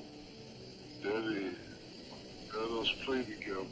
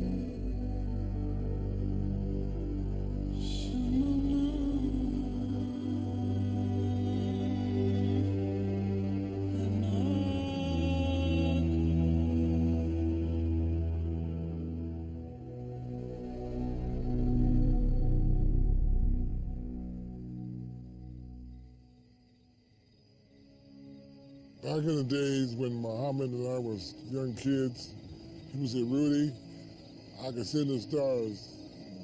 God is talking to me. He would tell me his destiny and how great he would be. He said, I want you to be with me. I love you, my brother. He's a sweet, sweet, sweet person. God blessed him with having insight to predict the future. I'm be the world's greatest boxer. I'm going to be a great man. He wanted to become famous to help people. It's a wonderful, wonderful.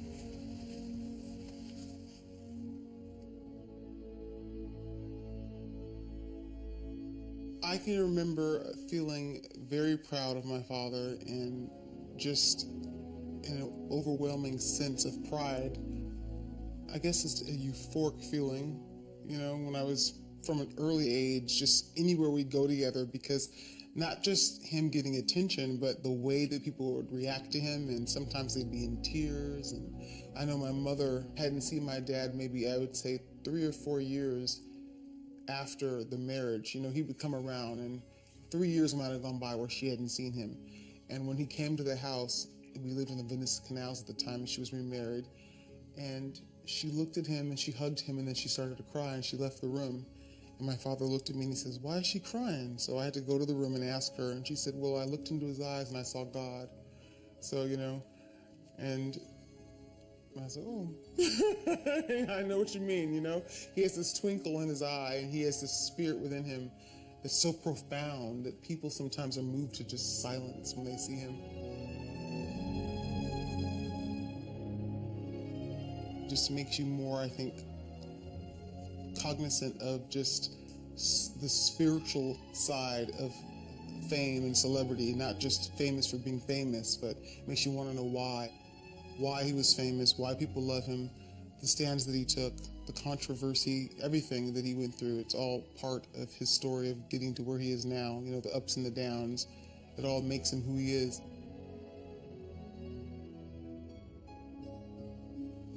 I'm with them in training camp in Deer Lake. Cold, freezing cold.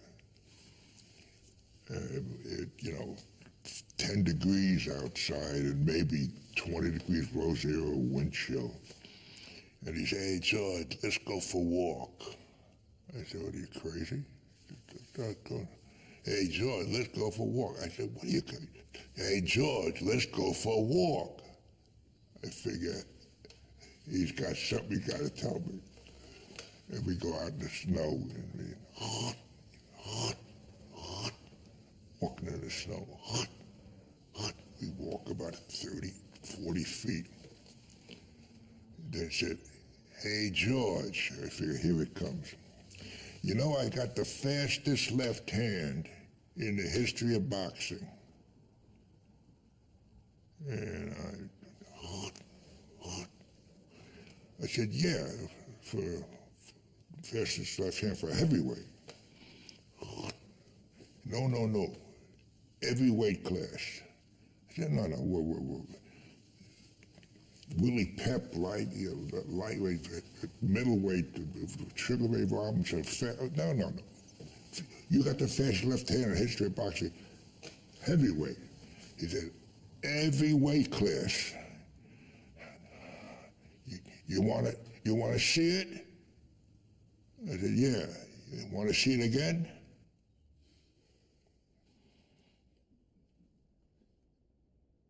I think he's one of the greatest men of the 20th century. One of the great heroes of all time, not our time, all time. The most famous American ever, to this day, ever, worldwide. I mean, who doesn't know who Muhammad Ali is? I remember the second Joe Frazier fight, Madison Square Garden in New York City. Ali beat Joe Frazier very easily. The next day they have a press conference. So we walked from the Essex House, Central Park East, all the way down to Madison Square Garden. He looked good, and he knew he looked good. He could look in the mirror. He never seen a mirror he didn't like. Look in there.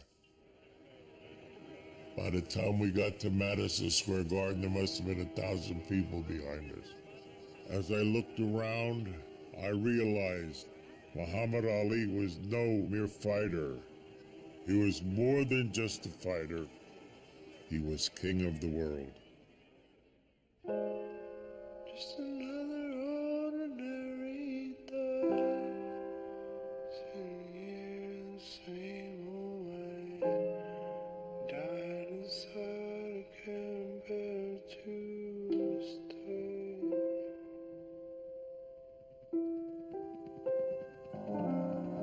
Just another ordinary day, sitting here as life rots away. Dying inside.